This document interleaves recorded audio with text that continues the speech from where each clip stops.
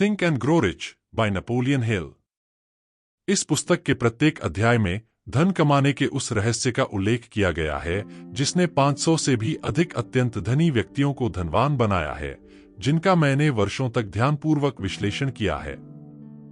यह रहस्य मुझे एंड्रयू कार्नेगी द्वारा एक चौथाई सदी से भी पहले ध्यान में लाया गया था। उस चतुर प्यारे स्कॉटिश व्यक्ति ने लापरवाही से मेरे मन में यह बात तब डाली थी जब मैं एक बालक ही था। फिर वह अपनी कुर्सी पर वापस बैठ गए। उनकी आंखों में एक प्रसन्नता भरी चमक थी और ध्यान से देखने लगे कि क्या मुझ में इतना विवेक है कि मैं उनकी कही बातों का पूरा अर्थ समझ सकूं। जब उन्होंने देखा कि मैंने इस विचार को समझ लिया है, तो उन्होंने पूछा कि क्या मैं 20 वर्ष या उससे अधिक समय तक इसे दुनिया के सामने, उन पुरुषों और महिलाओं के सामने प्रस्तुत करने के लिए खुद को तैयार करने को तैयार रहूंगा, जो इस रहस्य के बिना जीवन में असफल हो सकते हैं।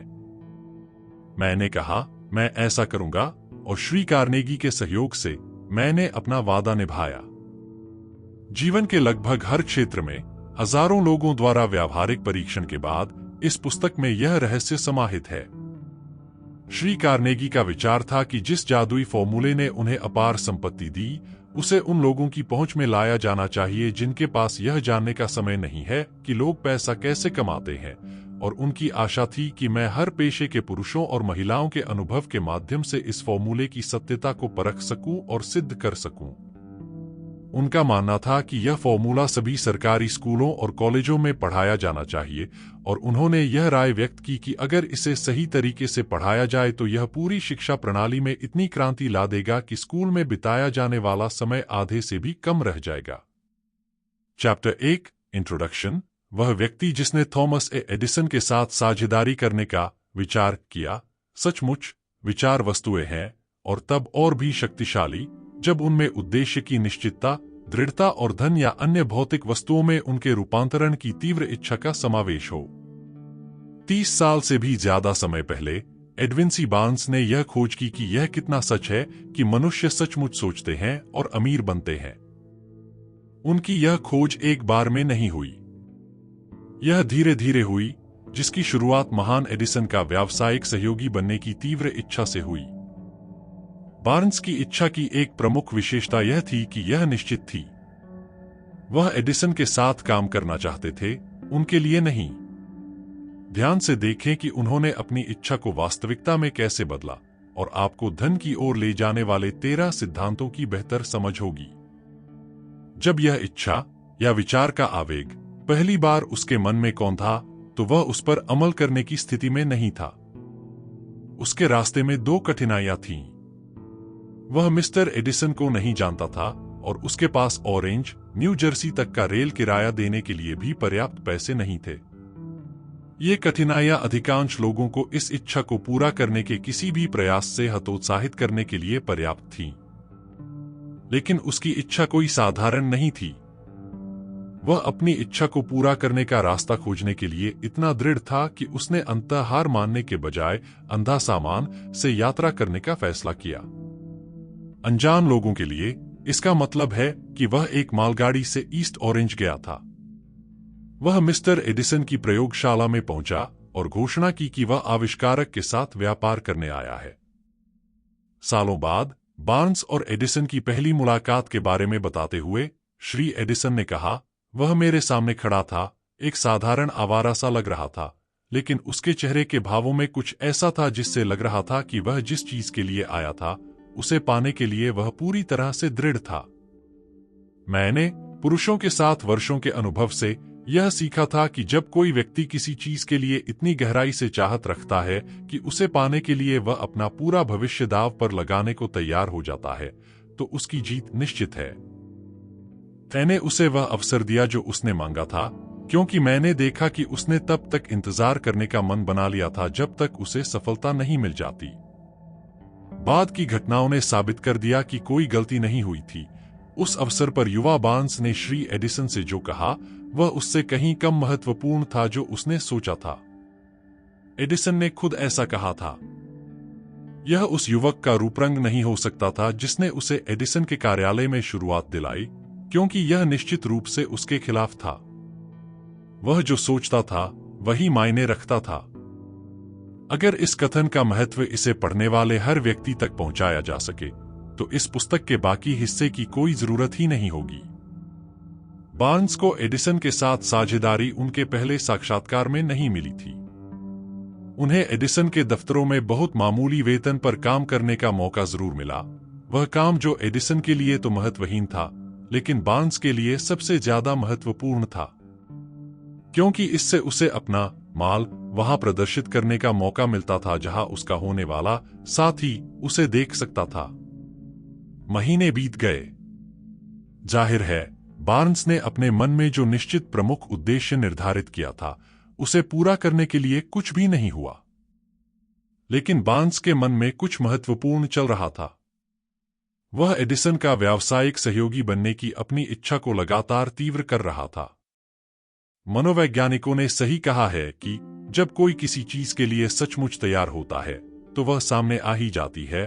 बार्न्स एडिसन के साथ व्यावसायिक सहयोग के लिए तैयार था और इसके अलावा वह तब तक तैयार रहने के लिए दृढ़ था जब तक उसे वह न मिल जाए जिसकी उसे तलाश थी। उसने खुद से नहीं कहा, अरे क्या फायदा, शायद मैं अपना मन बदल लूं और सेल्समैन की नौकरी के लिए कोशिश करूं। लेकिन उसने कहा, मैं यहाँ एडिसन के साथ व्यापार करने आया हूं और चाहे इसके लिए मुझे अपनी बाकी जिंदगी भी क्यों न देनी पड़े, मैं यह लक्ष्य पूरा करूंगा। उसका इरादा पक्का था। अगर लोग एक निश्चित उद्देश्य अपनाएं और उस उद्देश्य पर तब तक अड़े रहें जब तक कि वह एक सर्वव्यापी जुनून न बन जाए, तो उनके पास कहने के लिए कितनी अलग कहानी होती। हो सकता है कि युवा बार्न्स को उस समय इसका एहसास न हो, लेकिन उनका दृढ़ निश्चय, एक ही इच्छा पर अड़े रहने की उनकी दृढ़ता सभी विरोधों को कुचलने और उन्हें वह अवसर दिलाने के लिए नियत थी जिसकी उन्हें तलाश थी। जब अवसर आया तो वह बार्न्स की अपेक्षा से अलग रूप में और एक अलग दिशा से प्रकट हुआ। अवसर की यही एक चाल है। इसकी पिछले दरवाजे से घुसने की एक धूर्त आदत है और अक्सर यह दुर्भाग्य या अस्थायी हार के रूप में प्रच्छन्न होकर आता है। शायद यही कारण है कि बहुत से लोग अवसर को पहचानने में विफल रहते हैं। श्री एडिसन ने अभी अभी एक नया कार्यालय उपकरण तैयार किया था जिसे उस समय एडिसन डिक्टेटिंग मशीन, अब एडीफोन के नाम से जाना जाता था। उनके सेल्समैन इस मशीन को लेकर उत्साहित नहीं थे। उन्हें विश्वास नहीं था कि इसे बिना अधिक प्रयास के बेचा जा सकता है। बार्न्स ने अपने अवसर को पहचान लिया। यह चुपचाप रेंगकर अंदर आया था, एक अजीब सी दिखने वाली मशीन में छिपा हुआ, जिसमें बार्न्स और आविष्कारक के अलावा किसी की दिलचस्पी नहीं थी। बार्न्स जानता था कि वह एडिसन डिक्टेटिंग मशीन बेच सकता है। उसने एडिसन को यह सुझाव दिया और उसे तुरंत मौका मिल गया। उसने मशीन बेच भी दी। दरअसल वह इसे इतनी सफलतापूर्वक बेच पाया कि एडिसन ने उसे पूरे देश में इसे वितरित और बेचने का ठेका दे दिया। इसी व्यापारिक गठबंधन से नारा निकला। एडिसन द्वारा निर्मित और बार्न्स द्वारा स्थापित यह व्यापारिक गठबंधन 30 से भी ज्यादा सालों से चल रहा है। इसके जरिए बार्न्स ने खुद को पैसों से अमीर तो बनाया है, लेकिन उसने उससे भी बढ़कर कुछ और किया है। उसने साबित कर दिया है कि कोई सचमुच सोच सकता है और अमीर बन सकता है। Chapter 2, desire, the starting point of all achievement, the first step toward riches. जब एडविन सी बार्न्स 30 साल से भी ज्यादा पहले न्यू जर्सी के ऑरेंज में मालगाड़ी से उतरे तो वे भले ही किसी आवारा की तरह दिख रहे थे, लेकिन उनके विचार किसी राजा जैसे थे। जैसे ही वे रेल की पटरियों से थॉमस ए एडिसन के दफ्तर की ओर बढ़े, उनका दिमाग काम में लगा हुआ था।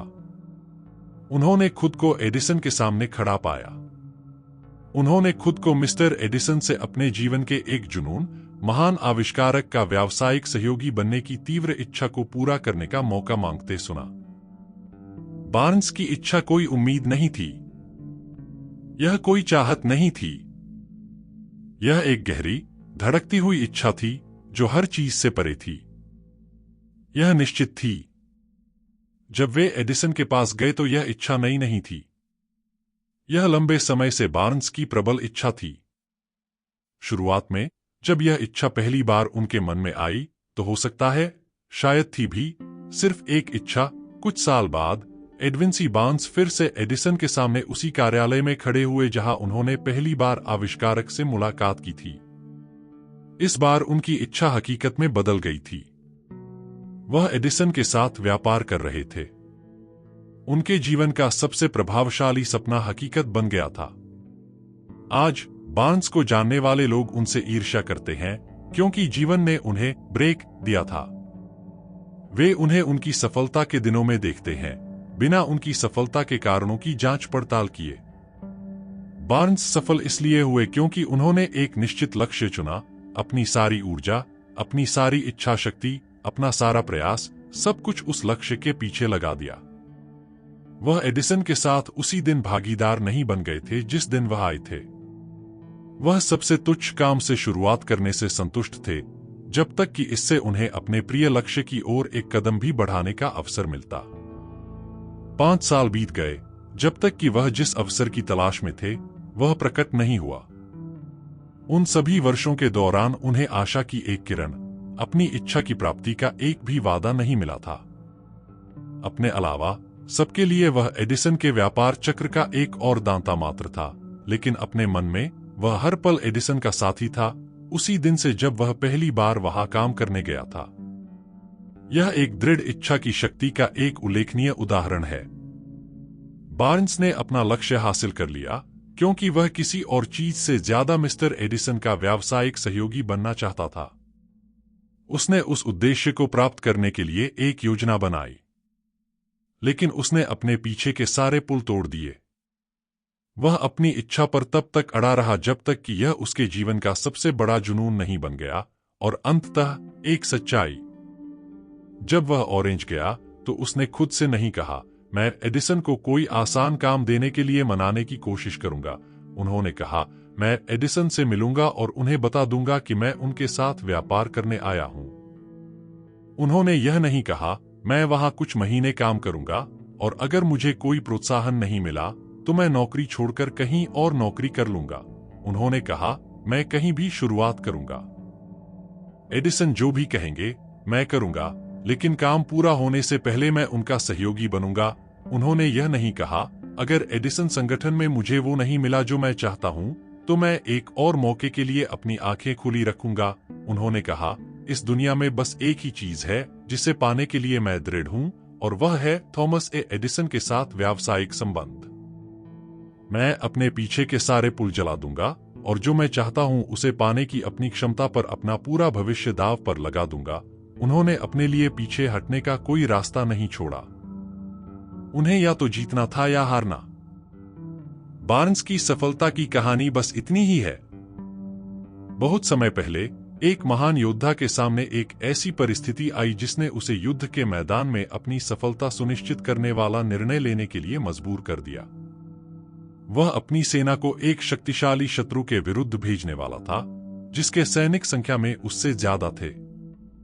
उसने अपने सैनिकों को नावों में लाद लिया, दुश्मन के देश की ओर रवाना हुआ, सैनिकों और उपकरणों को उतारा, फिर उन्हें ले जाने वाले जहाजों को जलाने का आदेश दिया।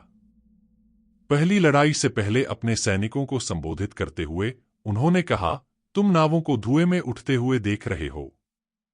इसका मतलब है कि जब तक हम जीत नहीं जाते, हम इन तटों से जिंदा नहीं लौट सकते। अब हमारे पास कोई विकल्प नहीं है, या तो हम जीतेंगे या फिर हम हार जाएंगे। वे जीत गए। हर व्यक्ति जो किसी भी कार्य में जीतता है, उसे अपने जहाज जलाने और पीछे हटने के सभी रास्ते बंद करने के लिए तैयार रहना चाहिए। ऐसा करके ही कोई उस मनस्थिति को बनाए रख सकता है जिसे जीतने की तीव्र इच्छा कहते हैं, जो सफलता के लिए जरूरी है। Chapter 3, faith visualization of and belief in attainment of desire, the second step toward riches. विश्वास मन का प्रमुख रसायन है। जब विश्वास को विचार के कंपन के साथ मिश्रित किया जाता है, तो अवचेतन मन तुरंत कंपन को ग्रहण कर लेता है, उसे उसके आध्यात्मिक समकक्ष में रूपांतरित करता है और उसे अनंत बुद्धि तक पहुंचा देता है, जैसा कि प्रार्थना के मामले में होता है। विश्वास, प्रेम और यौन भावनाएं सभी प्रमुख सकारात्मक भावनाओं में सबसे शक्तिशाली हैं। जब इन तीनों का मिश्रण होता है, तो वे विचार के कंपन को इस प्रकार रंग देते हैं कि वह तुरंत अवचेतन मन तक पहुंच जाता है, जहां वह अपने आध्यात्मिक समकक्ष में परिवर्तित हो जाता है, एकमात्र रूप जो अनंत बुद्धि से प्रतिक्रिया उत्पन्न करता है। प्रेम और विश्वास मानसिक हैं, मनुष्य के आध्यात्मिक पक्ष से संबंधित हैं। यौन विशुद्ध रूप से जैविक है और केवल भौतिक से संबंधित है। इन तीन भावनाओं के मिश्रण या सम्मिश्रण का प्रभाव मनुष्य के सीमित विचारशील मन और अनंत बुद्धि के बीच एक सीधा संचार मार्ग खोलने का होता है। विश्वास कैसे विकसित करें? अब एक कथन आता है जो इच्छा को उसके भौतिक या मौद्रिक समकक्ष में रूपांतरित करने में स्वसुझाव के सिद्धांत के महत्व को बेहतर ढंग से समझाएगा। अर्थात विश्वास मन की एक अवस्था है जिसे स्वसुझाव के सिद्धांत के माध्यम से अवचेतन मन को पुष्टिकरण या बार बार दिए गए निर्देशों द्वारा प्रेरित या निर्मित किया जा सकता है। उदाहरण के लिए, उस उद्देश्य पर विचार करें जिसके लिए आप संभवतः यह पुस्तक पढ़ रहे हैं। उद्देश्य स्वाभाविक रूप से इच्छा के अमूर्त विचार आवेग को उसके भौतिक समकक्ष धन में रूपांतरित करने की क्षमता प्राप्त करना है। स्वसुझाव पर अध्यायों में दिए गए निर्देशों और अवचेतन मन का पालन करके, जैसा कि स्वसुझाव पर अध्याय में संक्षेप में बताया गया है, आप अवचेतन मन को यह विश्वास दिला सकते हैं कि आपको विश्वास है कि आप जो मांगते हैं वह आपको मिलेगा, और यह उस विश्वास पर कार्य करेगा जिसे आपका अवचेतन मन विश्वास के रूप में आपको वापस भेजता है, जिसके बाद आप जो चाहते हैं उसे प्राप्त करने के लिए निश्चित योजनाएं बनाता है। जिस विधि से कोई व्यक्ति विश्वास विकसित करता है जहां वह पहले से मौजूद नहीं है, उसका वर्णन करना अत्यंत कठिन है, लगभग उतना ही कठिन जितना कि किसी अंधे व्यक्ति को लाल रंग का वर्णन करना जिसने कभी रंग नहीं देखा है और जिसके पास आपके द्वारा वर्णित की तुलना करने के लिए कुछ भी नहीं है।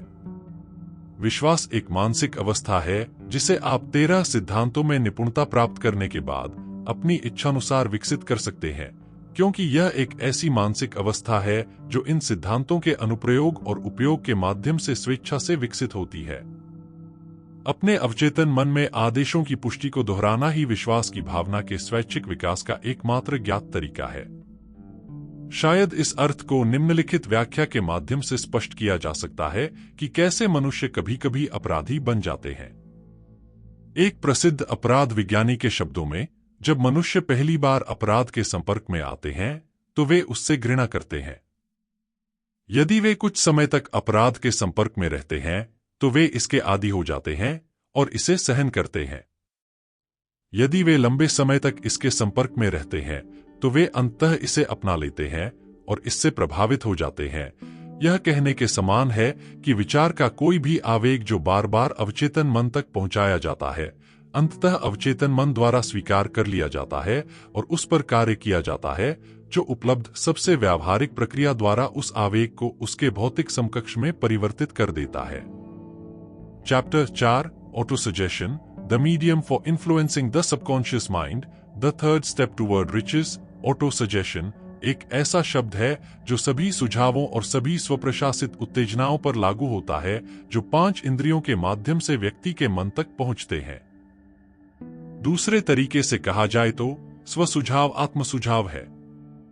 यह मन के उस हिस्से के बीच संचार का साधन है जहां चेतन विचार होता है और वह जो अवचेतन मन के लिए क्रिया का केंद्र है। उन हावी विचारों के माध्यम से जिन्हें व्यक्ति चेतन मन में रहने देता है, चाहे ये विचार नकारात्मक हो या सकारात्मक, यह अप्रासंगिक है। स्वसुझाव का सिद्धांत स्वेच्छा से अवचेतन मन तक पहुंचता है और उसे इन विचारों से प्रभावित करता है।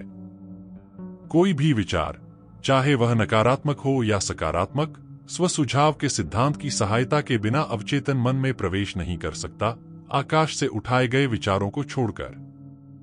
दूसरे शब्दों में, 5 इंद्रियों के माध्यम से ग्रहण किए जाने वाले सभी संवेदी प्रभाव चेतन चिंतनशील मन द्वारा रोक दिए जाते हैं और या तो अवचेतन मन में स्थानांतरित हो सकते हैं या इच्छानुसार अस्वीकार कर दिए जा सकते हैं।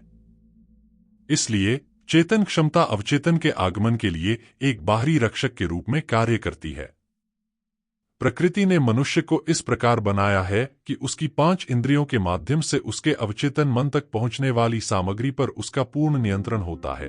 हालांकि इसका यह अर्थ नहीं है कि मनुष्य हमेशा इस नियंत्रण का प्रयोग करता है। अधिकांश मामलों में वह इसका प्रयोग नहीं करता। यही कारण है कि इतने सारे लोग गरीबी में जीवन व्यतीत करते हैं। याद कीजिए कि अवचेतन मन के बारे में क्या कहा गया है कि यह एक उपजाऊ बगीचे जैसा है, जिसमें यदि अधिक वांछनीय फसलों के बीज नहीं बोए जाते हैं तो खरपतवार बहुतायत में उग आएंगे।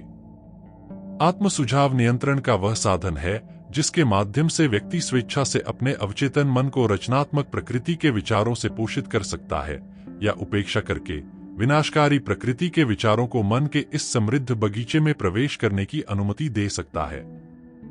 इच्छा पर अध्याय में वर्णित 6 चरणों में से अंतिम चरण में आपको निर्देश दिया गया था कि आप धन प्राप्ति की अपनी इच्छा का लिखित विवरण दिन में 2 बार जोर से पढ़ें और देखें और महसूस करें कि आपके पास पहले से ही धन है। इन निर्देशों का पालन करके आप पूर्ण विश्वास के साथ अपनी इच्छा के विषय को सीधे अपने अवचेतन मन तक पहुंचाते हैं। इस प्रक्रिया को बार बार दोहराने से आप स्वेच्छा से ऐसी विचार आदतें बनाते हैं जो आपकी इच्छा को उसके धन समकक्ष में बदलने के आपके प्रयासों के अनुकूल होती हैं। Chapter 5 specialised knowledge, personal experience और observations, the 4th step toward riches. ज्ञान 2 प्रकार का होता है, एक सामान्य, दूसरा विशिष्ट। सामान्य ज्ञान, चाहे वह मात्रा या विविधता में कितना भी अधिक क्यों न हो, धन संचय में बहुत कम उपयोगी होता है। महान विश्वविद्यालयों के संकायों में कुल मिलाकर सभ्यता द्वारा ज्ञात लगभग हर प्रकार का सामान्य ज्ञान विद्यमान है। अधिकांश प्राध्यापकों के पास बहुत कम या बिल्कुल भी धन नहीं होता। वे ज्ञान सिखाने में विशेषज्ञता रखते हैं, लेकिन वे ज्ञान के संगठन या उपयोग में विशेषज्ञता नहीं रखते। ज्ञान धन को आकर्षित नहीं करेगा जब तक कि उसे व्यवस्थित न किया जाए और व्यावहारिक कार्य योजनाओं के माध्यम से धन संचय के निश्चित लक्ष्य की ओर बुद्धिमानी से निर्देशित न किया जाए। इस तथ्य की समझ का अभाव उन लाखों लोगों के लिए भ्रम का स्रोत रहा है जो यह मिथ्या विश्वास करते हैं कि ज्ञान ही शक्ति है। ऐसा कुछ भी नहीं है। ज्ञान केवल संभावित शक्ति है। यह तभी शक्ति बनता है जब इसे निश्चित कार्य योजनाओं में संगठित किया जाए और एक निश्चित लक्ष्य की ओर निर्देशित किया जाए। आज सभ्यता में ज्ञात सभी शिक्षा प्रणालियों में यह लापता कड़ी शैक्षणिक संस्थानों की उस विफलता में पाई जा सकती है जो अपने छात्रों को ज्ञान प्राप्त करने के बाद उसे व्यवस्थित और उपयोग करने का तरीका नहीं सिखा पाती। बहुत से लोग यह मानने की भूल करते हैं कि चूंकि हेनरी फोर्ड ने बहुत कम शिक्षा प्राप्त की थी, इसलिए वे शिक्षित व्यक्ति नहीं हैं। जो लोग यह भूल करते हैं, वे हेनरी फोर्ड को नहीं जानते, न ही वे शिक्षित शब्द का वास्तविक अर्थ समझते हैं। यह शब्द लैटिन शब्द एडुको से लिया गया है, जिसका अर्थ है शिक्षित करना, बाहर निकालना, भीतर से विकसित करना। एक शिक्षित व्यक्ति आवश्यक रूप से वह नहीं होता जिसके पास सामान्य या विशिष्ट ज्ञान की प्रचुरता हो।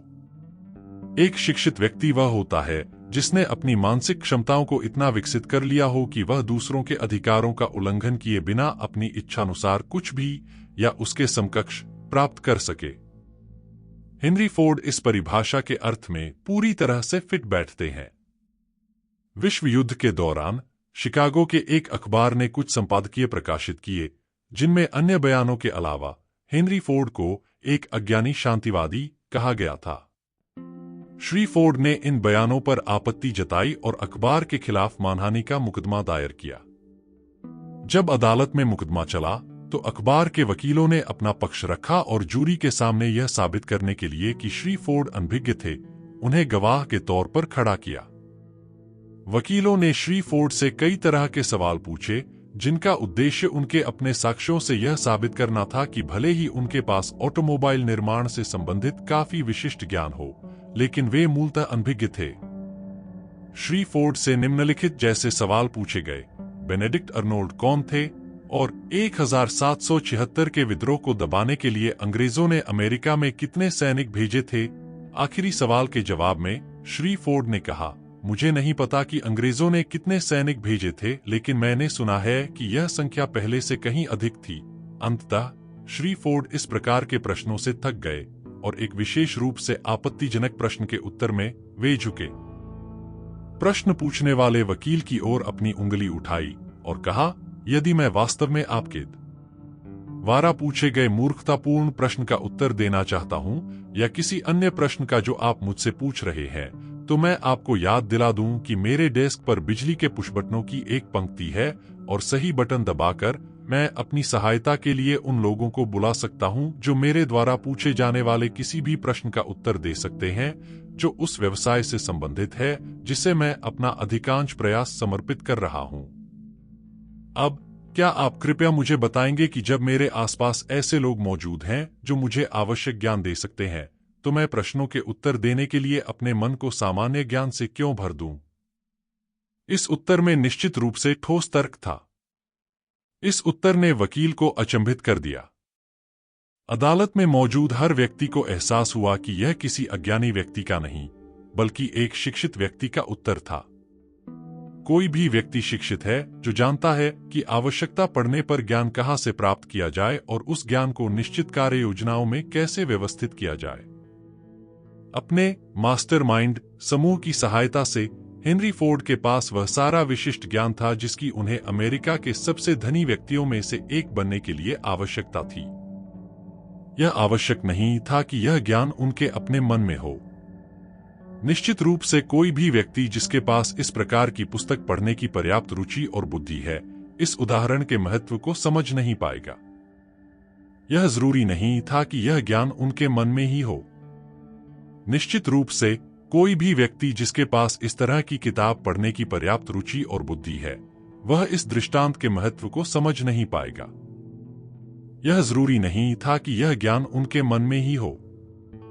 निश्चित रूप से कोई भी व्यक्ति जिसके पास इस तरह की किताब पढ़ने की पर्याप्त रुचि और बुद्धि है, वह इस दृष्टांत के महत्व को समझ नहीं पाएगा। Chapter 6 imagination, the workshop of the mind, the fifth step toward riches. कल्पना वस्तुतः वह कार्यशाला है जहां मनुष्य द्वारा रची गई सभी योजनाएं आकार लेती हैं। आवेग, इच्छा को मन की कल्पनाशील क्षमता की सहायता से आकार, रूप और क्रिया दी जाती है। कहा गया है कि मनुष्य अपनी कल्पना के अनुसार कुछ भी रच सकता है। सभ्यता के सभी युगों में यह कल्पनाशीलता के विकास के लिए सबसे अनुकूल युग है, क्योंकि यह तीव्र परिवर्तन का युग है। हर ओर से व्यक्ति उन उद्दीपनों से संपर्क कर सकता है जो कल्पनाशीलता को विकसित करते हैं। अपनी कल्पनाशील क्षमता की सहायता से मनुष्य ने पिछले 50 वर्षों में प्रकृति की शक्तियों की इतनी अधिक खोज की है और उनका उपयोग किया है जितना कि उससे पहले मानवजाति के संपूर्ण इतिहास में नहीं किया गया था। उसने वायु पर इतना पूर्ण विजय प्राप्त कर ली है कि पक्षी भी उड़ने में उसके सामने फीके पड़ जाते हैं। उसने आकाश का उपयोग किया है और उसे विश्व के किसी भी भाग से तात्कालिक संचार के साधन के रूप में उपयोग में लाया है। उसने लाखों मील दूर स्थित सूर्य का विश्लेषण और मूल्यांकन किया है और कल्पना शक्ति की सहायता से यह निर्धारित किया है कि वह किन तत्वों से बना है। उसने यह खोज की है कि उसका अपना मस्तिष्क विचारों के कंपन के लिए एक प्रसारण केंद्र और एक ग्रहण केंद्र दोनों है, और अब वह इस खोज का व्यावहारिक उपयोग करना सीख रहा है। उसने अपनी गति बढ़ा ली है, अब वह 300 मील प्रति घंटे से भी ज्यादा की गति से यात्रा कर सकता है। जल्द ही वह समय आएगा जब एक व्यक्ति न्यूयॉर्क में नाश्ता और सैन फ्रांसिस्को में दोपहर का भोजन कर सकेगा। मनुष्य की एकमात्र सीमा तर्क के दायरे में उसकी कल्पना शक्ति के विकास और उपयोग में निहित है। वह अभी तक अपनी कल्पना शक्ति के उपयोग में विकास के शिखर पर नहीं पहुंचा है। उसने केवल यह खोज की है कि उसके पास कल्पना शक्ति है और उसने इसका उपयोग बहुत ही प्रारंभिक स्तर पर करना शुरू कर दिया है। कल्पना के दो रूप, कल्पनाशील क्षमता दो रूपों में कार्य करती है। एक को संश्लेषित कल्पना और दूसरे को सृजनात्मक कल्पना कहा जाता है। संश्लेषित कल्पना इस क्षमता के माध्यम से कोई पुरानी अवधारणाओं, विचारों या योजनाओं को नए संयोजनों में व्यवस्थित कर सकता है। यह क्षमता कुछ भी सृजन नहीं करती। यह केवल अनुभव, शिक्षा और अवलोकन की सामग्री के साथ काम करती है जिससे इसे पोषण मिलता है। यह वह क्षमता है जिसका उपयोग आविष्कारक सबसे अधिक करते हैं, सिवाय उन लोगों के जो रचनात्मक कल्पना का सहारा लेते हैं जब वे अपनी समस्या को संश्लेषित कल्पना से हल नहीं कर पाते। रचनात्मक कल्पना की क्षमता के माध्यम से मनुष्य का सीमित मन अनंत बुद्धि से सीधा संवाद करता है। यही वह क्षमता है जिसके माध्यम से अंदाज और प्रेरणाएं प्राप्त होती हैं। इसी क्षमता के द्वारा मनुष्य को सभी मौलिक या नए विचार प्राप्त होते हैं। इसी क्षमता के माध्यम से दूसरों के मन से विचार कंपन प्राप्त होते हैं। इसी क्षमता के माध्यम से एक व्यक्ति दूसरे लोगों के अवचेतन मन के साथ तालमेल बिठा सकता है या संवाद कर सकता है। रचनात्मक कल्पना स्वचालित रूप से कार्य करती है, जैसा कि आगे के पृष्ठों में वर्णित है। यह क्षमता तभी कार्य करती है जब चेतन मन अत्यधिक तीव्र गति से कंपन कर रहा हो। उदाहरण के लिए, जब चेतन मन किसी प्रबल इच्छा की भावना से प्रेरित होता है। रचनात्मक क्षमता उपयोग के माध्यम से अपने विकास के अनुपात में उल्लिखित स्रोतों से कंपन के प्रति अधिक सतर्क और अधिक ग्रहणशील हो जाती है। यह कथन महत्वपूर्ण है। आगे बढ़ने से पहले इस पर विचार करें। इन सिद्धांतों का पालन करते समय ध्यान रखें कि इच्छा को धन में कैसे बदला जा सकता है। इसकी पूरी कहानी एक कथन में नहीं कही जा सकती। कहानी तभी पूरी होगी जब कोई व्यक्ति सभी सिद्धांतों में निपुणता प्राप्त कर लेगा, उन्हें आत्मसात कर लेगा और उनका उपयोग करना शुरू कर देगा। व्यापार, उद्योग, वित्त के महान नेता और महान कलाकार, संगीतकार, कवि और लेखक महान इसलिए बने क्योंकि उन्होंने रचनात्मक कल्पना शक्ति विकसित की थी। कल्पना शक्ति की संश्लेषणात्मक और रचनात्मक दोनों ही शक्तियां उपयोग के साथ और अधिक जागृत हो जाती हैं, ठीक वैसे ही जैसे शरीर की कोई भी मांसपेशी या अंग उपयोग से विकसित होता है। Chapter 7 organized planning, the crystallization of desire into action, the sixth step toward riches. आपने सीखा है कि मनुष्य जो कुछ भी रचता या अर्जित करता है, उसकी शुरुआत इच्छा के रूप में होती है और इच्छा अपनी यात्रा के पहले चरण में अमूर्त से मूर्त तक कल्पना की कार्यशाला में पहुंचती है, जहां इसके परिवर्तन की योजनाएं बनाई और व्यवस्थित की जाती हैं। दूसरे अध्याय में आपको धन की इच्छा को उसके मौद्रिक समकक्ष में बदलने के अपने पहले कदम के रूप में 6 निश्चित व्यावहारिक कदम उठाने का निर्देश दिया गया था। इनमें से एक कदम एक निश्चित व्यावहारिक योजना या योजनाओं का निर्माण है, जिसके माध्यम से यह परिवर्तन किया जा सकता है। अब आपको सिखाया जाएगा कि ऐसी योजनाएं कैसे बनाएं जो व्यावहारिक हों, अर्थात धन संचय के लिए अपनी योजना या योजनाओं के निर्माण और क्रियान्वयन के लिए जितने लोगों की आवश्यकता हो, उतने लोगों के समूह के साथ गठबंधन करें।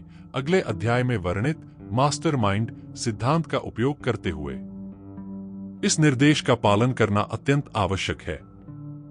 इसे नजरअंदाज न करें। बी, अपना मास्टरमाइंड गठबंधन बनाने से पहले तय करें कि आप अपने समूह के प्रत्येक सदस्य को उनके सहयोग के बदले में क्या लाभ और सुविधाएं प्रदान कर सकते हैं। कोई भी व्यक्ति बिना किसी प्रकार के पारिश्रमिक के अनिश्चित काल तक काम नहीं करेगा। कोई भी बुद्धिमान व्यक्ति किसी अन्य व्यक्ति से पर्याप्त पारिश्रमिक के बिना काम करने का अनुरोध या अपेक्षा नहीं करेगा, हालांकि यह हमेशा धन के रूप में नहीं हो सकता है। सी, अपने मास्टरमाइंड समूह के सदस्यों के साथ सप्ताह में कम से कम 2 बार मिलने की व्यवस्था करें और यदि संभव हो तो अधिक बार, जब तक कि आप संयुक्त रूप से आवश्यक योजना या धन संचय की योजना को पूर्ण नहीं कर लेते। डी, अपने और अपने मास्टरमाइंड समूह के प्रत्येक सदस्य के बीच पूर्ण सामंजस्य बनाए रखें। यदि आप इस निर्देश का अक्षरशः पालन नहीं करते हैं, तो आपको असफलता का सामना करना पड़ सकता है।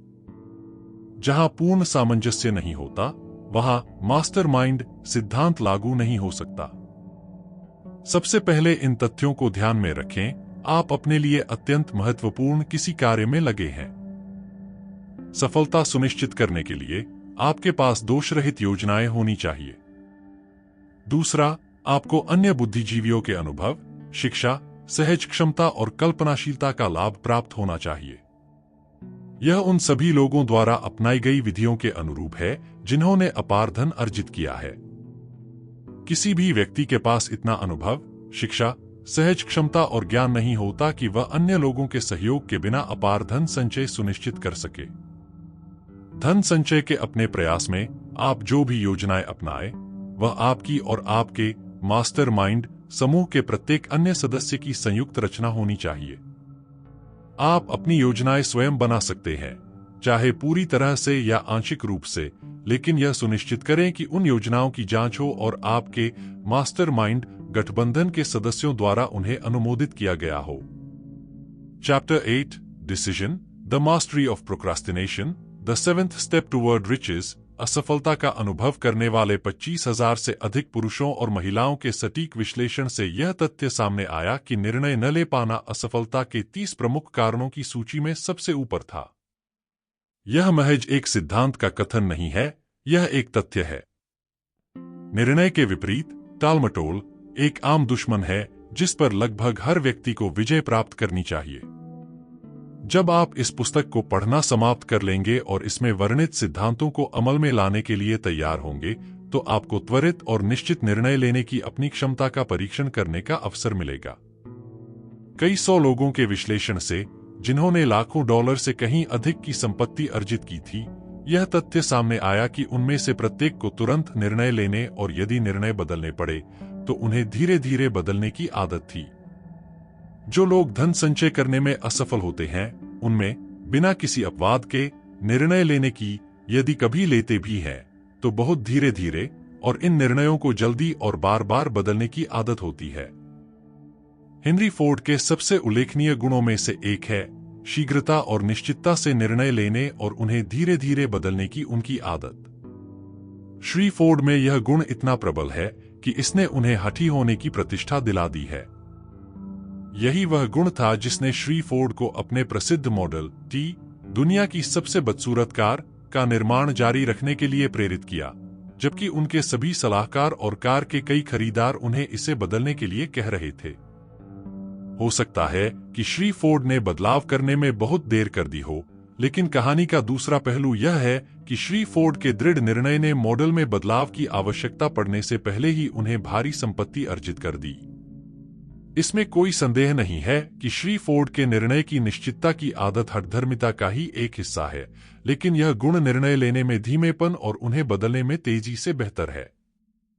अधिकांश लोग जो अपनी जरूरतों के लिए पर्याप्त धन संचय नहीं कर पाते, वे आमतौर पर दूसरों की राय से आसानी से प्रभावित हो जाते हैं। वे अखबारों और गपशप करने वाले पड़ोसियों को अपने लिए सोचने की इजाजत देते हैं। राय दुनिया की सबसे सस्ती वस्तु है।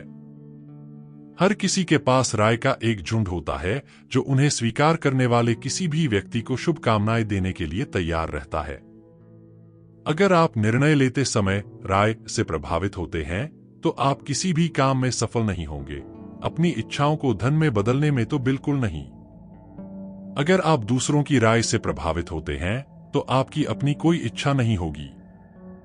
जब आप यहां बताए गए सिद्धांतों को अमल में लाना शुरू करें, तो अपने निर्णय खुद लें और उनका पालन करें, अपनी सलाह पर कायम रहें।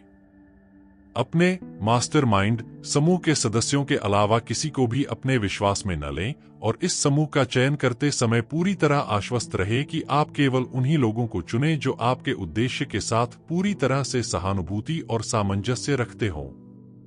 Chapter 9, Persistence, the sustained effort necessary to induce faith, the eighth step toward riches। इच्छा को उसके आर्थिक समकक्ष में बदलने की प्रक्रिया में दृढ़ता एक आवश्यक कारक है। दृढ़ता का आधार इच्छा शक्ति है। इच्छा शक्ति और इच्छा शक्ति जब सही ढंग से मिल जाते हैं तो एक अप्रतिरोध्य जोड़ी बनाते हैं। जो लोग अपार धन अर्जित करते हैं, उन्हें आमतौर पर निर्दयी और कभी-कभी निर्दयी कहा जाता है।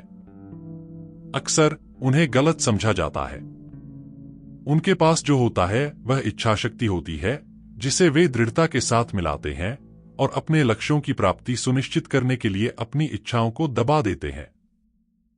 हेनरी फोर्ड को आमतौर पर निर्दयी और निर्दयी समझ लिया गया है। यह गलत धारणा फोर्ड की अपनी सभी योजनाओं को दृढ़ता के साथ पूरा करने की आदत से उपजी है। अधिकांश लोग अपने लक्ष्यों और उद्देश्यों को त्यागने और विरोध या दुर्भाग्य के पहले संकेत पर हार मानने को तैयार रहते हैं। कुछ लोग तमाम विरोध के बावजूद तब तक आगे बढ़ते रहते हैं जब तक वे अपने लक्ष्य को प्राप्त नहीं कर लेते। ये कुछ लोग फोर्ड, कार्नेगी, रॉकफेलर और एडिसन हैं। दृढ़ता शब्द का कोई वीरतापूर्ण अर्थ भले ही न हो, लेकिन इसका गुण मनुष्य के चरित्र के लिए वैसा ही है जैसा कार्बन इस्पात के लिए। धन संपत्ति के निर्माण में सामान्यतः इस दर्शन के सभी 13 कारकों का प्रयोग शामिल होता है। इन सिद्धांतों को समझना आवश्यक है। धन संचय करने वाले सभी लोगों को इनका दृढ़तापूर्वक प्रयोग करना चाहिए। यदि आप इस पुस्तक का अनुसरण इसमें दिए गए ज्ञान को लागू करने के इरादे से कर रहे हैं, तो आपकी दृढ़ता की पहली परीक्षा तब होगी जब आप दूसरे अध्याय में वर्णित 6 चरणों का पालन करना शुरू करेंगे। जब तक आप उन 100 में से 2 लोगों में से एक नहीं हैं, जिनके पास पहले से ही एक निश्चित लक्ष्य है और उसे प्राप्त करने के लिए एक निश्चित योजना है, तब तक आप निर्देशों को पढ़कर अपनी दिनचर्या में आगे बढ़ सकते हैं और उन निर्देशों का कभी पालन नहीं कर सकते। लेखक इस बिंदु पर आपकी जांच कर रहा है, क्योंकि दृढ़ता की कमी असफलता के प्रमुख कारणों में से एक है। इसके अलावा हजारों लोगों के अनुभव ने साबित कर दिया है कि दृढ़ता की कमी अधिकांश पुरुषों में एक सामान्य कमजोरी है। यह एक ऐसी कमजोरी है जिसे प्रयास से दूर किया जा सकता है। दृढ़ता की कमी पर कितनी आसानी से विजय पाई जा सकती है, यह पूरी तरह से व्यक्ति की इच्छा की तीव्रता पर निर्भर करेगा। सभी उपलब्धियों का आरंभ बिंदु इच्छा ही है। इसे हमेशा ध्यान में रखें।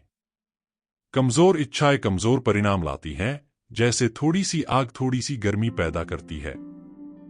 अगर आप खुद में दृढ़ता की कमी महसूस करते हैं, तो अपनी इच्छाओं के भीतर एक मजबूत आग पैदा करके इस कमजोरी को दूर किया जा सकता है।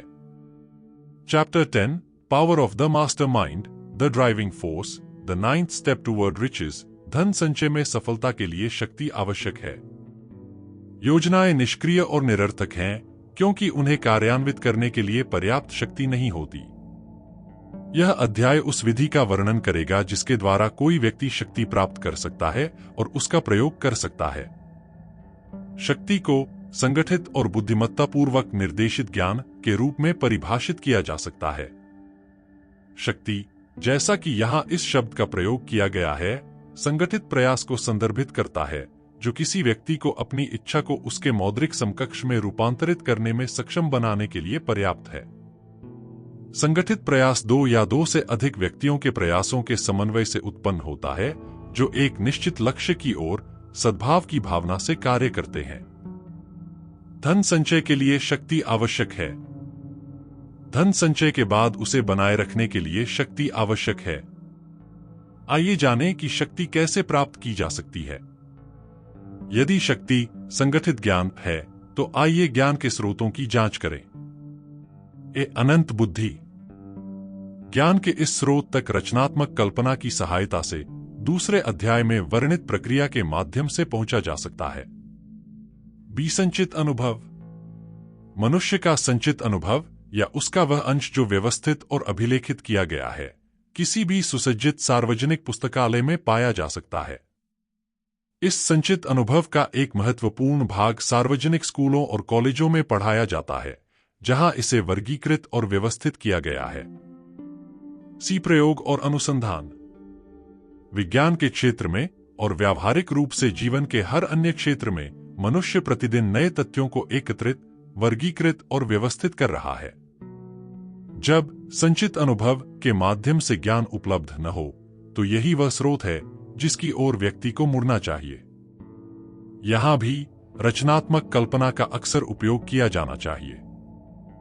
ज्ञान उपरोक्त किसी भी स्रोत से प्राप्त किया जा सकता है।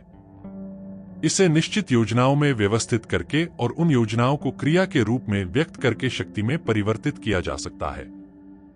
ज्ञान के 3 प्रमुख स्रोतों का परीक्षण करने से यह स्पष्ट हो जाएगा कि यदि कोई व्यक्ति केवल अपने प्रयासों पर निर्भर रहे, तो उसे ज्ञान एकत्र करने और उसे क्रिया के रूप में निश्चित योजनाओं के माध्यम से व्यक्त करने में कितनी कठिनाई होगी।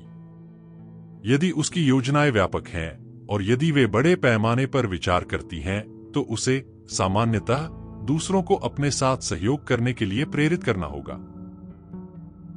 इससे पहले कि वह उनमें शक्ति का आवश्यक तत्व डाल सके, मास्टरमाइंड के माध्यम से शक्ति प्राप्त करना। मास्टरमाइंड को इस प्रकार परिभाषित किया जा सकता है: किसी निश्चित उद्देश्य की प्राप्ति के लिए 2 या 2 से अधिक व्यक्तियों के बीच सामंजस्य की भावना से ज्ञान और प्रयास का समन्वय।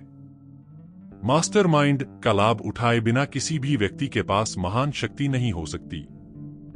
पिछले अध्याय में इच्छा को उसके मौद्रिक समकक्ष में बदलने के उद्देश्य से योजनाएं बनाने के निर्देश दिए गए थे। यदि आप इन निर्देशों का दृढ़ता और बुद्धिमत्ता से पालन करते हैं और अपने मास्टरमाइंड समूह के चयन में विवेक का प्रयोग करते हैं, तो आपका उद्देश्य आधा पूरा हो चुका होगा, इससे पहले कि आप उसे पहचानना शुरू करें। Chapter 11 the mystery of sex transmutation the 10th step toward riches. रूपांतरण शब्द का सरल भाषा में अर्थ है एक तत्व या ऊर्जा के रूप का दूसरे में परिवर्तन या स्थानांतरण। यौन भावना एक मानसिक अवस्था को जन्म देती है। इस विषय पर अज्ञानता के कारण यह मानसिक अवस्था आमतौर पर भौतिक से जुड़ी होती है और अनुचित प्रभावों के कारण, जिनसे अधिकांश लोग प्रभावित हुए हैं, यौन ज्ञान प्राप्त करने में मूलतः भौतिक चीजों ने मन को अत्यधिक प्रभावित किया है। यौन भावना के पीछे 3 रचनात्मक संभावनाओं की संभावना निहित है। वे हैं 1. मानव जाति का चिरस्थायी होना, 2. स्वास्थ्य का रखरखाव, एक चिकित्सीय एजेंसी के रूप में इसकी कोई बराबरी नहीं है, 3. रूपांतरण के माध्यम से सामान्यता का प्रतिभा में रूपांतरण। यौन रूपांतरण सरल और आसानी से समझाया जा सकता है। इसका अर्थ है मन का भौतिक अभिव्यक्ति के विचारों से हटकर किसी अन्य प्रकृति के विचारों की ओर मुड़ना। यौन इच्छा मानवीय इच्छाओं में सबसे शक्तिशाली है। इस इच्छा से प्रेरित होकर पुरुषों में कल्पनाशीलता, साहस, इच्छा शक्ति, दृढ़ता और ऐसी रचनात्मक क्षमता विकसित होती है जो उन्हें अन्य समय में नहीं मिलती। यौन संपर्क की इच्छा इतनी प्रबल और प्रेरक होती है कि पुरुष इसे करने के लिए अपनी जान और प्रतिष्ठा को जोखिम में डालने को तैयार रहते हैं।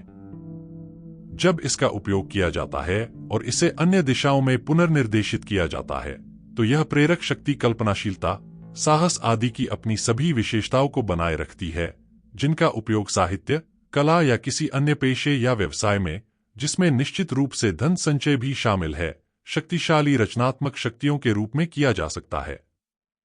यौन ऊर्जा के रूपांतरण के लिए निश्चित रूप से इच्छा शक्ति का प्रयोग आवश्यक है, लेकिन इसका प्रतिफल प्रयास के लायक है। यौन अभिव्यक्ति की इच्छा जन्मजात और स्वाभाविक है। इस इच्छा को दबाया या समाप्त नहीं किया जा सकता है और नहीं किया जाना चाहिए, लेकिन इसे अभिव्यक्ति के ऐसे रूपों के माध्यम से एक निकास दिया जाना चाहिए जो मनुष्य के शरीर, मन और आत्मा को समृद्ध करे। यदि रूपांतरण के माध्यम से इस प्रकार का निकास नहीं दिया जाता है, तो यह विशुद्ध रूप से भौतिक माध्यमों से निकास खोजेगा। एक नदी पर बांध बनाकर उसके पानी को कुछ समय के लिए नियंत्रित किया जा सकता है, लेकिन अंततः वह एक निकास अवश्य ही खोज लेगी। यौन भावना के बारे में भी यही बात लागू होती है। इसे कुछ समय के लिए जलमग्न और नियंत्रित किया जा सकता है, लेकिन इसकी प्रकृति ही इसे सदैव अभिव्यक्ति के साधनों की तलाश में रखती है। यदि इसे किसी रचनात्मक प्रयास में रूपांतरित नहीं किया जाता है, तो यह एक कम योग्य निकास खोज लेगी। वास्तव में वह व्यक्ति भाग्यशाली है जिसने किसी रचनात्मक प्रयास के माध्यम से यौन भावना को निकास देना सीख लिया है, क्योंकि उस खोज के द्वारा उसने स्वयं को एक प्रतिभाशाली व्यक्ति के स्तर तक पहुंचाया है। वैज्ञानिक अनुसंधान ने इन महत्वपूर्ण तथ्यों का खुलासा किया है। 1. सबसे अधिक उपलब्धि प्राप्त करने वाले पुरुष वे होते हैं जिनमें यौन प्रकृति अत्यधिक विकसित होती है। वे पुरुष जिन्होंने यौन रूपांतरण की कला सीख ली है। 2. जिन पुरुषों ने अपार धन संपत्ति अर्जित की है और साहित्य, कला, उद्योग, वास्तुकला और अन्य व्यवसायों में उत्कृष्ट प्रतिष्ठा प्राप्त की है, वे किसी न किसी स्त्री के प्रभाव से प्रेरित थे।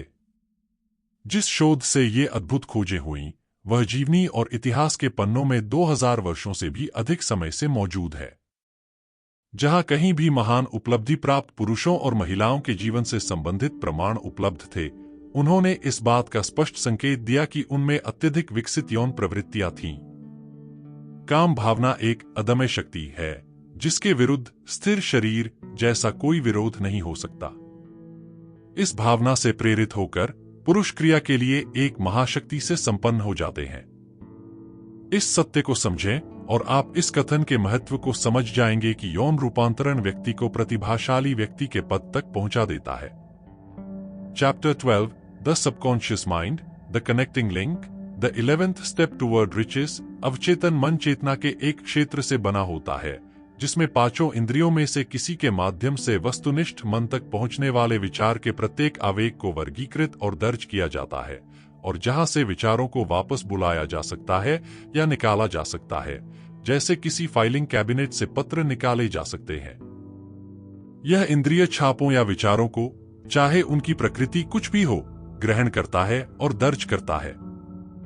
आप स्वेच्छा से अपने अवचेतन मन में कोई भी योजना, विचार या उद्देश्य रोप सकते हैं जिसे आप उसके भौतिक या आर्थिक समकक्ष में बदलना चाहते हैं।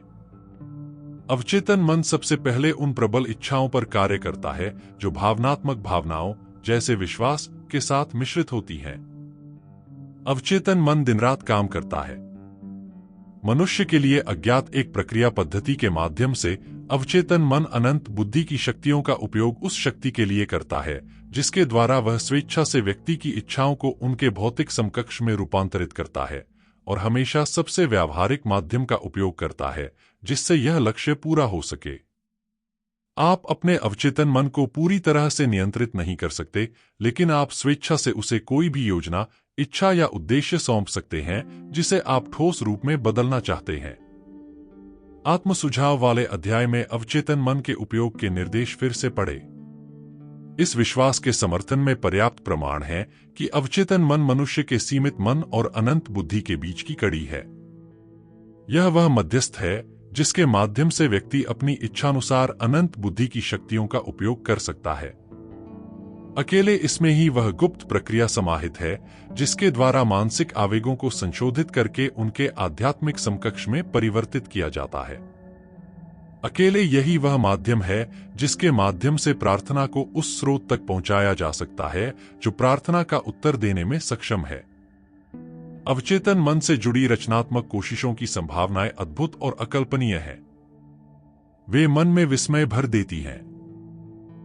अवचेतन मन की चर्चा कभी भी तुच्छता और हीनता की भावना के बिना नहीं करता, शायद इस तथ्य के कारण कि इस विषय पर मनुष्य का संपूर्ण ज्ञान भंडार अत्यंत सीमित है। यह तथ्य कि अवचेतन मन मनुष्य के चिंतनशील मन और अनंत बुद्धि के बीच संचार का माध्यम है, अपने आप में एक ऐसा विचार है जो व्यक्ति के तर्क को लगभग पंगु बना देता है।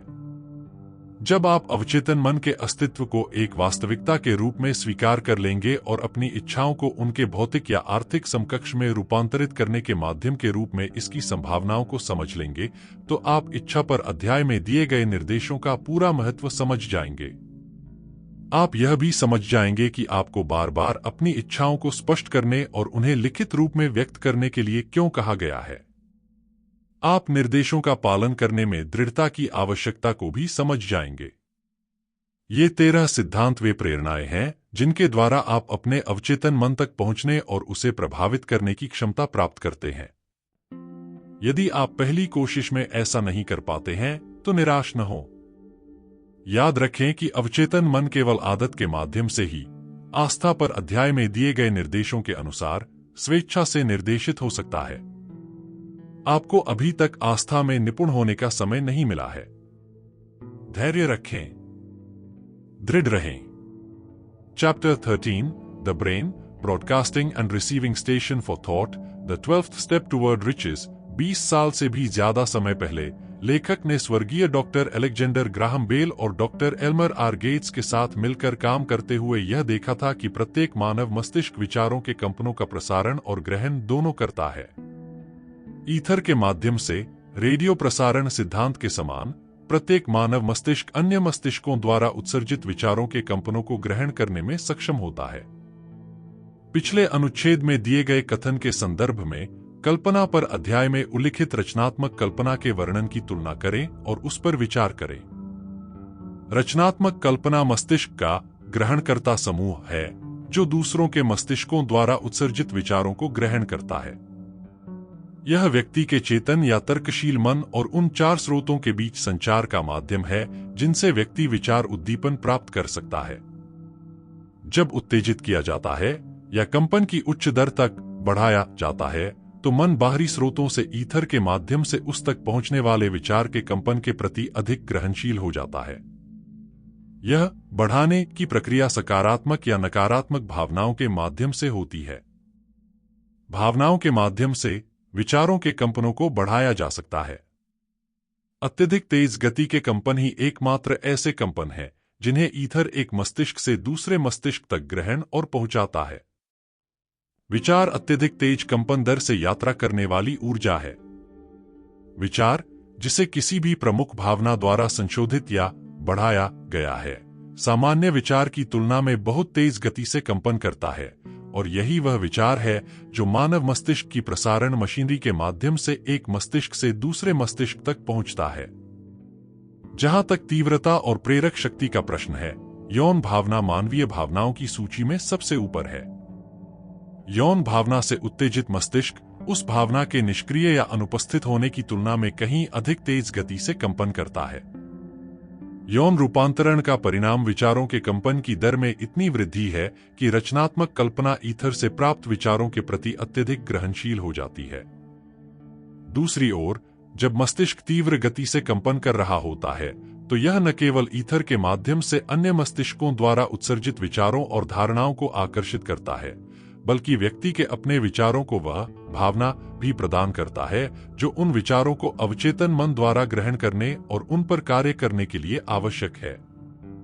इस प्रकार आप देखेंगे कि प्रसारण सिद्धांत वह कारक है जिसके माध्यम से आप भावनाओं या भावों को अपने विचारों के साथ मिलाते हैं और उन्हें अपने अवचेतन मन तक पहुंचाते हैं।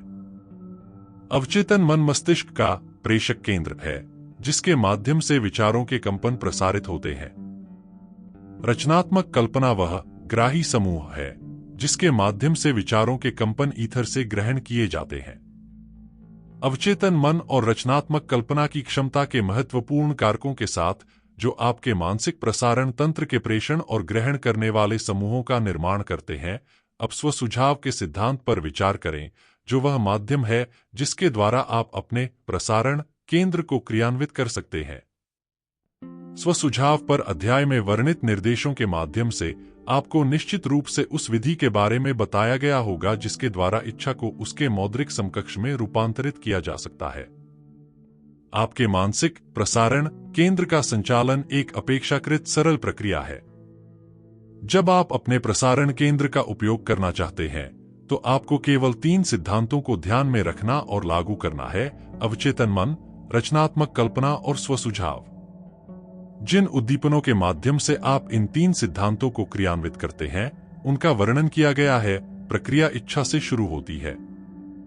Chapter 14, the sixth sense, the door to the temple of wisdom, the 13th step toward riches. 13वां सिद्धांत छठी इंद्रिय के रूप में जाना जाता है, जिसके माध्यम से अनंत बुद्धि व्यक्ति के किसी भी प्रयास या मांग के बिना स्वेच्छा से संचार कर सकती है और करेगी। यह सिद्धांत इस दर्शन का शिखर है। इसे केवल अन्य 12 सिद्धांतों में निपुणता प्राप्त करके ही आत्मसात, समझा और लागू किया जा सकता है। छठी इंद्रिय अवचेतन मन का वह भाग है जिसे रचनात्मक कल्पना कहा गया है। इसे ग्रहण समूह भी कहा गया है, जिसके माध्यम से विचार, योजनाएं और विचार मन में कौंधते हैं। इन कौंधियों को कभी कभी आभास या प्रेरणाएं कहा जाता है। छठी इंद्रिय का वर्णन करना असंभव है। इसका वर्णन उस व्यक्ति को नहीं किया जा सकता जिसने इस दर्शन के अन्य सिद्धांतों में निपुणता प्राप्त नहीं की है, क्योंकि ऐसे व्यक्ति के पास न तो कोई ज्ञान है और न ही कोई अनुभव जिससे छठी इंद्रिय की तुलना की जा सके। छठी इंद्रिय की समझ केवल मन के आंतरिक विकास द्वारा, ध्यान द्वारा ही प्राप्त होती है। छठी इंद्रिय संभवतः मनुष्य के सीमित मन और अनंत बुद्धि के बीच संपर्क का माध्यम है, और इसी कारण यह मानसिक और आध्यात्मिक दोनों का मिश्रण है। ऐसा माना जाता है कि यही वह बिंदु है जहां मनुष्य का मन विश्वव्यापी मन से संपर्क करता है। इस पुस्तक में वर्णित सिद्धांतों में निपुणता प्राप्त करने के बाद आप एक ऐसे कथन को भी सत्य मानने के लिए तैयार हो जाएंगे जो अन्यथा आपके लिए अविश्वसनीय हो सकता है, अर्थात छठी इंद्रिय की सहायता से आपको आने वाले खतरों से समय रहते आगाह किया जाएगा ताकि आप उनसे बच सकें, और अवसरों के बारे में समय रहते सूचित किया जाएगा ताकि आप उन्हें अपना सकें। छठी इंद्रिय के विकास के साथ आपकी सहायता के लिए और आपकी आज्ञा का पालन करने के लिए एक संरक्षक देवदूत आता है जो हर समय आपके लिए ज्ञान के मंदिर का द्वार खोलेगा। यह कथन सत्य है या नहीं, यह आप कभी नहीं जान पाएंगे जब तक कि आप इस पुस्तक के पृष्ठों में वर्णित निर्देशों का पालन न करें या किसी समान प्रक्रिया का पालन न करें। लेखक चमत्कारों में विश्वास नहीं करता, न ही उनका समर्थक है, क्योंकि उसे प्रकृति का इतना ज्ञान है कि वह समझ सके कि प्रकृति अपने स्थापित नियमों से कभी विचलित नहीं होती। उसके कुछ नियम इतने अबूझ हैं कि वे चमत्कार जैसे प्रतीत होते हैं। छठी इंद्रिय मेरे अनुभव में किसी भी चमत्कार से कम नहीं है, और ऐसा प्रतीत होता है केवल इसलिए कि मैं इस सिद्धांत के संचालन की विधि को नहीं समझता। लेखक इतना तो जानता है कि एक शक्ति है, या एक प्रथम कारण है, या एक बुद्धि है जो पदार्थ के प्रत्येक परमाणु में व्याप्त है और मनुष्य द्वारा बोधगम्य ऊर्जा की प्रत्येक इकाई को अपने में समाहित करती है, कि यह अनंत बुद्धि बलूत के पेड़ों को बलूत के पेड़ों में बदल देती है, गुरुत्वाकर्षण के नियम के अनुसार पानी को नीचे की ओर बहा देती है, रात के बाद दिन और सर्दी के बाद गर्मी आती है। प्रत्येक अपना उचित स्थान और एक दूसरे के साथ संबंध बनाए रखता है। इस दर्शन के सिद्धांतों के माध्यम से इस बुद्धि को इच्छाओं को मूर्त रूप देने में सहायता के लिए प्रेरित किया जा सकता है, या भौतिक रूप। लेखक के पास यह ज्ञान है क्योंकि उसने इसके साथ प्रयोग किया है और इसका अनुभव किया है। Chapter 15 how to outwit the 6 ghosts of fear. इस अंतिम अध्याय को पढ़ते हुए अपना जायजा लें और पता लगाएं कि आपके रास्ते में कितने भूत खड़े हैं। इस दर्शन के किसी भी अंश को सफलतापूर्वक प्रयोग में लाने से पहले आपके मन को उसे ग्रहण करने के लिए तैयार होना चाहिए। तैयारी कठिन नहीं है। इसकी शुरुआत उन 3 शत्रुओं के अध्ययन, विश्लेषण और समझ से होती है जिन्हें आपको दूर करना होगा। ये हैं अनिर्णय, संदेह और भय। जब तक ये 3 नकारात्मकताएं या इनमें से कोई भी आपके मन में रहेंगी, तब तक छठी इंद्री कभी काम नहीं करेगी। इस अपवित्र तिकड़ी के सदस्य आपस में घनिष्ठ रूप से जुड़े हुए हैं। जहां एक पाया जाता है, वहां अन्य 2 भी पास ही होते हैं। अनिर्णय भय का अंकुर है। इसे पढ़ते समय याद रखें। अनिर्णय संदेह में बदल जाता है, दोनों मिलकर भय बन जाते हैं। मिलने की यह प्रक्रिया अक्सर धीमी होती है। यही एक कारण है कि ये 3 शत्रु इतने खतरनाक हैं। ये बिना किसी के देखे ही अंकुरित होते और बढ़ते हैं। इस अध्याय का शेष भाग उस लक्ष्य का वर्णन करता है जिसे प्राप्त करना आवश्यक है, तभी इस दर्शन को समग्र रूप से व्यावहारिक रूप में लागू किया जा सकता है। यह एक ऐसी स्थिति का भी विश्लेषण करता है जिसने हाल ही में बड़ी संख्या में लोगों को गरीबी में धकेल दिया है, और यह एक ऐसा सत्य बताता है जिसे उन सभी को समझना चाहिए जो धन संचय करते हैं, चाहे वह धन के संदर्भ में हो या धन से कहीं अधिक मूल्यवान मनस्थिति के संदर्भ में। इस अध्याय का उद्देश्य 6 मूल भयों के कारण और निवारण पर ध्यान केंद्रित करना है। किसी शत्रु पर विजय पाने से पहले हमें उसका नाम, उसकी आदतें और उसका निवास स्थान जानना होगा। पढ़ते समय स्वयं का सावधानीपूर्वक विश्लेषण करें और निर्धारित करें कि 6 सामान्य भयों में से कौन सा, यदि कोई हो, आपसे जुड़ा हुआ है। इन सूक्ष्म शत्रुओं की आदतों से धोखा न खाए। कभी कभी वे अवचेतन मन में छिपे रहते हैं, जहां उन्हें ढूंढना मुश्किल होता है और उन्हें समाप्त करना और भी कठिन होता है। 6 बुनियादी डर, 6 बुनियादी भय हैं जिनके कुछ संयोजन से हर इंसान किसी न किसी समय पीड़ित होता है। अधिकांश लोग भाग्यशाली हैं यदि वे सभी 6 से पीड़ित नहीं हैं। उनके सबसे आम प्रकटन के क्रम में नामित वे हैं: गरीबी का डर, आलोचना का डर, खराब स्वास्थ्य का डर, किसी के प्यार को खोने का डर, बुढ़ापे का डर, मृत्यु का डर। अन्य सभी भय गौण महत्व के हैं। उन्हें इन 6 शीर्षकों के अंतर्गत समूहीकृत किया जा सकता है। दुनिया के लिए एक अभिशाप के रूप में इन भय का प्रचलन चक्रों में चलता है। लगभग 6 वर्षों तक, जब मंदी चल रही थी, हम गरीबी के डर के चक्र में फंस गए। विश्व युद्ध के दौरान हम मृत्यु के डर के चक्र में थे। युद्ध के ठीक बाद हम खराब स्वास्थ्य के डर के चक्र में थे। किसी की मनस्थिति नियंत्रण और निर्देशन के अधीन होती है। जैसा कि सभी जानते हैं, चिकित्सक सामान्य लोगों की तुलना में रोग के आक्रमण के कम शिकार होते हैं, क्योंकि चिकित्सक रोग से नहीं डरते। यह ज्ञात है कि चिकित्सक बिना किसी भय या झिझक के प्रतिदिन सैकड़ों लोगों से शारीरिक संपर्क करते हैं जो चेचक जैसी संक्रामक बीमारियों से पीड़ित होते हैं, बिना संक्रमित हुए। रोग के प्रति उनकी प्रतिरक्षा, यदि पूरी तरह से नहीं तो काफी हद तक, उनके भय के पूर्ण अभाव में निहित थी। मनुष्य ऐसी कोई भी चीज नहीं बना सकता जिसकी कल्पना वह पहले विचार के आवेग के रूप में न करे। इस कथन के बाद एक और अधिक महत्वपूर्ण कथन आता है, अर्थात मनुष्य के विचार आवेग तुरंत अपने भौतिक समकक्ष में रूपांतरित होने लगते हैं, चाहे वे विचार स्वैच्छिक हों या अनैच्छिक। विचार आवेग जो मात्र संयोग से आकाश के माध्यम से प्राप्त होते हैं, विचार जो अन्य मनों द्वारा जारी किए गए हैं, किसी व्यक्ति के वित्तीय, व्यावसायिक, पेशेवर या सामाजिक भाग्य को उसी तरह निश्चित रूप से निर्धारित कर सकते हैं जैसे कि विचार आवेग जो किसी व्यक्ति के इरादे और डिजाइन द्वारा बनाए जाते हैं।